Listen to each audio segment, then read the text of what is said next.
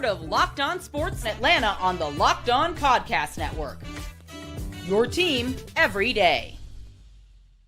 Hawks POSTCAST, your home for the best Atlanta Hawks talk. It's quick hitting, local insight after every game. You can't get anywhere but right here at Locked On. I'm your host, Tenitra Batiste. Alongside me is NBA and college basketball analyst DeShaun Tate. The Hawks POSTCAST is part of the Locked On Podcast Network, now the #1 sports podcast network. Well, the Hawks trip to the north looked just like the Hawks trip back home when the Toronto Raptors made the trip to Atlanta. We'll give you our takes on how Atlanta got swept with this 118-100 loss to the Raptors tonight that looked eerily familiar. So let's get into it. For you, DeShaun, it was simple. You said a couple nights ago, the stops never started, and it kind of seemed like this team never really got started, or at least when it started, it stopped, meaning the Hawks, because as you said, you didn't see the pride you were looking for in their play. I feel like I'm living in a twilight zone. You know how sometimes, I guess the term for it is deja vu, where you're like, I've seen this before. I don't know if I was dreaming. I don't know if I was wide awake. I don't remember what day it was, but it's like I've seen this before. It's like having a dream at night and then waking up the next morning. You know you had a dream, but you just don't remember everything it was about. It felt like I was reliving Saturday night. Nightmare in this case, for sure, no question. But it seems like I was going through the exact same thing. Yeah. The game played out pretty much the same way. Yeah. Got off to not a good start. What I think of a 15-4 run. I feel like before the timeout, it was very close to like the same thing. Far too many turnovers. Again, you're not going to beat a team that you're already losing in the season series by now a sweep. With 15 turnovers, that many. I think just 16 the last game. It was just too many similarities. And the crazy part was that, you know, Toronto was in position to allow the Hawks to have a chance to be able to win this game on multiple occasions. They shoot 63% from the free throw line. We're usually talking about the Hawks doing such things for whatever reason. And then you still win this game confidently and comfortably by almost 20 points. You can't shoot under 40% from both from three and from the field. I think that we saw some positive things, especially Luke Kennard getting a chance to get back out there on the floor. He's played well within the past week and a half or what have you finally. Zaccharie, Risacher as well. But Tenitra, I'm okay, and I'll wrap it up fast, I promise. I'm okay with teams that are better than me on paper. I'm okay with teams that are better than me on the floor. I'll always and forever say this, but you're not going to outwork me. Yeah. And I feel like that happened and didn't have to happen. It was just a game that feels like it was ugly because they just didn't do anything to prevent this from happening. They didn't do anything to really help themselves in the situation. I'm not sure that Toronto is really that much better than Atlanta. I don't care what else has been going on this week. Yeah. And I think similarly, it's one of those games where we wondered what we would see differently. We wondered if there would be a different approach from Quin Snyder as far as the lineup goes and who got minutes, because it seemed like he was leaning more in the defensive space last week or last game rather versus this game. Well, I don't know if that changed, because I mean, Mo Gay with 3 minutes doesn't exactly say you're leaning in the direction of defense, but Asa Newell and Keaton Wallace not playing doesn't tell me you're leaning in the direction of offense. Although Beat Krejci got a lot of minutes, 27 minutes, but ultimately I wasn't really sure I understood what the counter was. And remember, that's what we ended the last show with. The counter going to be to the lineup that Quin Snyder put on the floor, especially the second unit.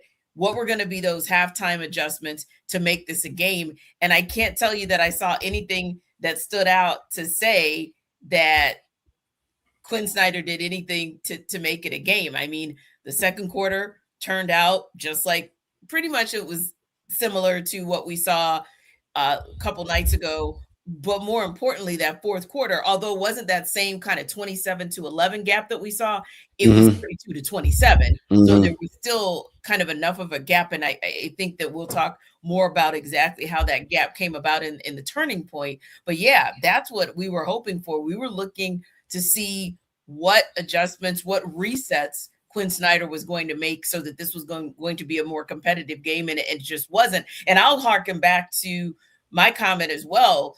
It was, you're in the bottom fifth defensively, and it showed. And I'll tell you, it didn't show as badly tonight. The Hawks were terribly out-rebounded a couple nights ago. Tonight, dead even at 46 rebounds. Unfortunately, a lot of those rebounds for Toronto came at a timely manner, meaning the Hawks were in position to cut the lead to single digits. And all of a sudden it goes from, hey, Hawks, you didn't make the basket. You didn't get the second chance points. And then the Raptors go down the court and make you pay for it. So it's almost like a 4 or 5 point swing several times in this game. So the 46-46, it's more even than what we saw in the last game, but still not as even as the numbers would indicate because of those moments where Toronto was limiting the Hawks from second chance opportunities, at least for certain stretches of the game.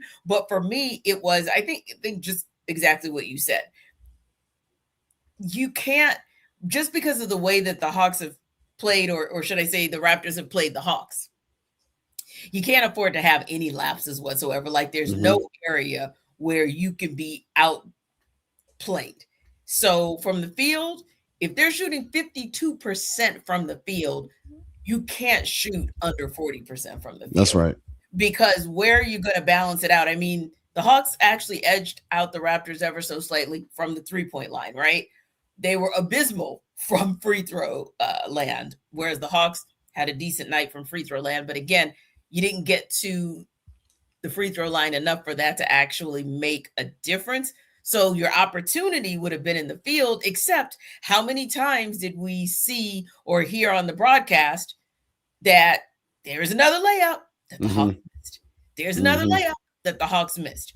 Those layups give you an opportunity for you to get into a half-court set of a defense to get ready to stop the Toronto Raptors from doing whatever it is that they're going to do or whatever it is that they want to do. But instead, yeah, because that's how you outscore them on the break, 29-16, which is what the Raptors did to the Hawks. Tenitra, I'm going to be honest with you, especially because I just really don't feel like I've been seeing any pride in this team. People can point the fingers at whatever they want. Let's just take a second to look at what this team is really, really banking on. You know, we're living off of Jalen Johnson, triple doubles and finding optimism and positivity in that, finding solace in that. Nickeil Alexander-Walker, who's first time in a Hawks uniform, not even for half the season through, banking on someone to lead the way, who's still a relatively young player himself, albeit very, very good, who's still considered to be a bench player on this team. For all intensive purposes, a sharpshooting Vit Krejci, for crying out loud, to come in and save the day between he and Luke Kennard, who is so sometimey. Please don't hold your breath on if he's going to get in the game and actually produce and give some production and contribute to the team. Don't know when he will or won't. You're just happy that he has been for the last 4 games and continue to ride the wave of that. It's too many hopefuls and wishful thinkings and in a perfect world and all of these other things that I really don't feel like long-term can be counted upon over and over and over. We love Jalen Johnson and everything that he's done, but it's just not realistic to think that he can continue to do this and come away with leading the team to consistent victories over and over. I've said this the other day, and I promise I'm gonna wrap it up quick. Teams around you are getting better and worse and then getting better all over again. You're sitting right here. Other teams are up here. Then something happens, draft, trades, this, that, whatever, they fall beneath you. They're finding a way to climb back up and surpass you again. Detroit Pistons, Toronto Raptors, the list can really go on and on and on. Versus teams like the Atlanta Hawks that are just okay with running on the rat wheel and settling for potential play-in situations is just not really ideal. And with it being so much turnover between front offices and everything else, it looks like very much disarray. Yeah. Well, the turning point, it'll feel like Groundhog Day 2. We'll talk about that when we come back.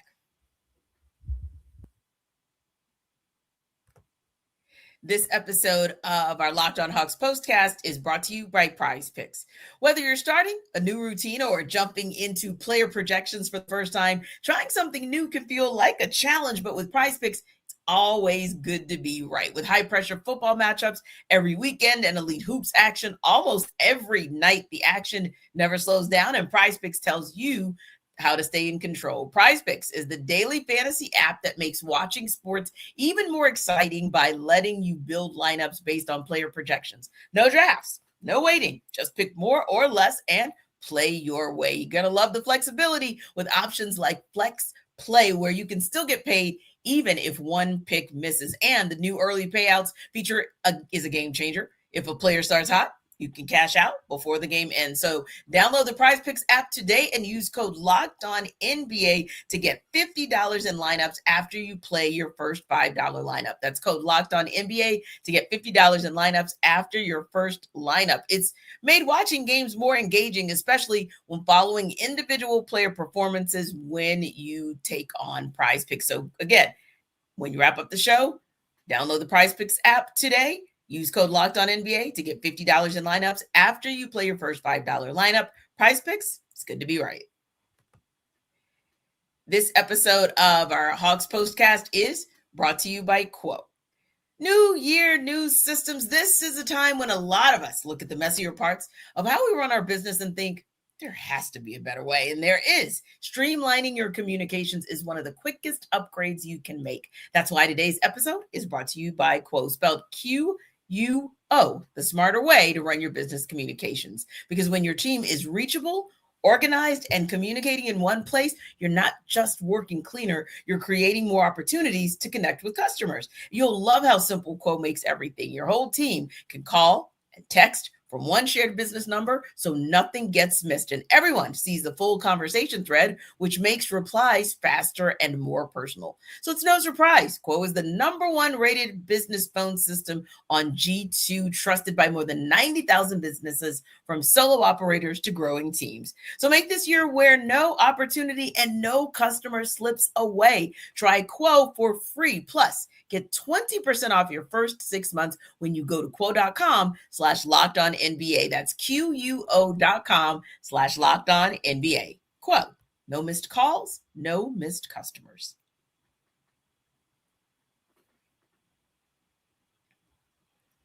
Well, DeShaun, it wasn't as bad as it was a couple nights ago when the Raptors outscored the Hawks by 16, only outscored them by 5, but it was a critical 12-0 run that was the turning point in the fourth quarter tonight. Time to reveal where the game was won or lost. It's the turning point. So the Hawks had their own run, a 7-0 run that kind of put this game seemingly in reach. But there were a number of times where it seemed like the Hawks were going on a bit of a run that was going to do it. I can remember a 10-0 run at the end of the first quarter that made this game very, very manageable. But the Raptors seemed to always come back with a response, and no different than one of their big runs in the fourth quarter that, for you, was really the turning point that said, hey, this game is out of reach. And I mentioned it earlier in the last segment, and here again, very much like deja vu, it wasn't all about one guy for Toronto during this run. You had, shot making from RJ Barrett, which I think last time we were having this conversation about 48 hours ago, it was his perimeter shooting in this situation. Sandro Mamukelishvili stepping up again, bringing very much of some similar energy to what I feel like sometimes Bobby Portis brings to Milwaukee, or what sometimes Mohamed Gay was bringing fairly consistently at one point in time for the Atlanta Hawks. Just that energy piece that kind of keeps everybody going, the glue guy, the working hard, things of that nature. Emmanuel quickly got a big time basket or two in there. I mean, it was just really about sharing the wealth.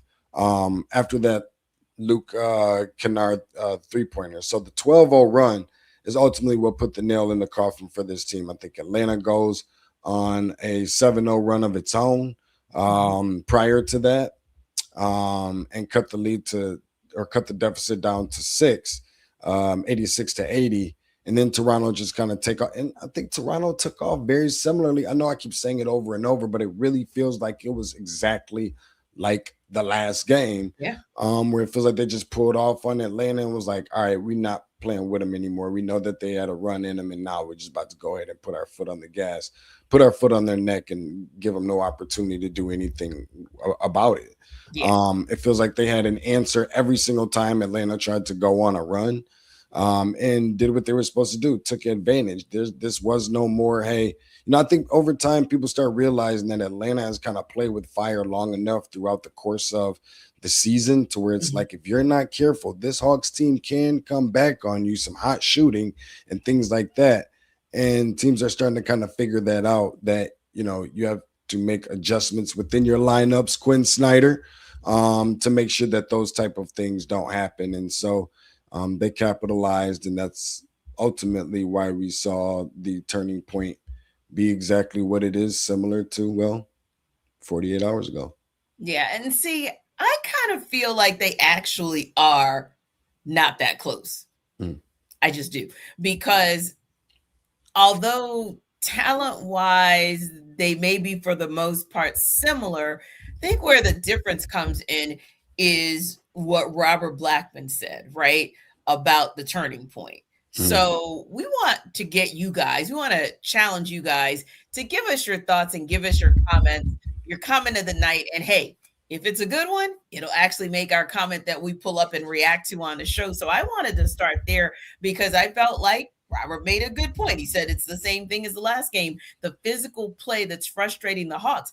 And when a team buckles down like the Raptors did, you just said it, DeShaun, when they say, okay, it's time to stop playing with these Hawks. But if you're able to go toe-to-toe, then it doesn't matter if they decide that they're going to mount a comeback, right?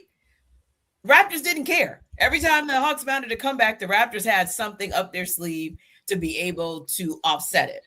That's the thing that I think differentiates a team like the Hawks versus a team like the Raptors, because the Raptors had an answer every single time, and it was a different player, it seemed like, every single time. 1 minute, it's Brandon Ingram. The next, it's Scottie Barnes. The next, it's RJ Barrett. And you could kind of see that, although the Hawks numbers look the same points-wise, just in terms of all 5 starters being in double digits, anywhere from 11 to 16 points. When you look, I still say it's not always about the box score and what the numbers say. A lot of it is when you score those buckets too, those timely buckets by RJ Barrett or Brandon Ingram, when the Hawks thought, hey, we're about to mount a comeback. That's where I think the difference is. Their ability, the Raptors, to reset at critical moments in the game that allowed them to control this game from tip-off. One of the things that I said to Nickeil, while I definitely agree with you, is that if the Atlanta Hawks wanted to find a way to win this game, they weren't going to, they can't allow the big three, being Ingram, RJ Barrett, and Scottie Barnes to go for 55 plus. And I actually think they went for 54 tonight, which is really weird that I even wrote that number down. But I think that was definitely a great call by Robert. Here's my probably my favorite comment of the night. And while I do believe that there is so much truth to this one, this was my 1B right here. This isn't my 1A. This is actually my 1B, because I don't really feel like that would have made much of a difference, to be honest with you, on a night like tonight, especially when it comes to getting stops. But I think it was this one. No heart, no fight, no confidence. Thank you. Is it Captain Dares, 73-39? They're fine with being nothing but a playing team. I talked about it earlier about just kind of running on the rat wheel, if you will, content with beating some teams that people think that they won't beat, and finding a way to learn how to be okay with losing to teams that they probably feel like they shouldn't lose to, because they know that they have a win in their back pocket against another team that they feel like they shouldn't beat but eventually do. It's going back and forth depending upon which way that you want to spin the pendulum. But yeah, I think that was my favorite one of the day. Appreciate you guys for tapping in with us and tuning in, and we'll continue to do this for every show. Yeah, and this is the thing that you have to see from the team, whether or not 24-10 is or is not with the team. You have to find ways to win in these critical moments. Like you have Kristaps Porzingis back. So how do you get him involved in the game? How do you get him going early, right? You're getting more out of Luke Kennard, so we'll leave that right there. And you're getting it out of Vit Krejci, although not his best night tonight. But again, how do you make the adjustments at the critical moments in the game that put this team in a better position to win? Because again, if we're going back to what you said, we'll say this, guys, and then we'll wrap it up until next time. But if we're talking about what it looks like in the Eastern Conference right now, you got the Toronto Raptors in 4th place. You have the Hawks in 10th place, and you have the Hawks having been swept by this team. Those are the types of things that keep you in 10th place in the play-in. Again, I said it the way I said it. I couldn't have said it better myself.